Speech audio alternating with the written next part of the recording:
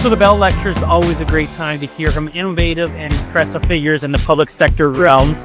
Lisa Raitt is an amazing speaker, some amazing ideas, so it's just amazing to hear her speak tonight. I don't know if I can take you seriously these days.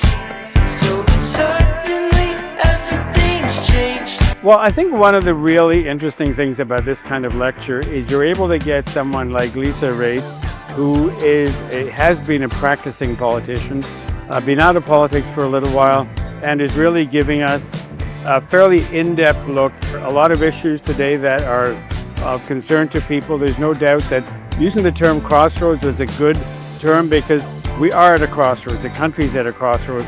So I think it's important that universities spend time talking to practitioners who know a lot about and and continue to work on issues of the economy and public policy. No.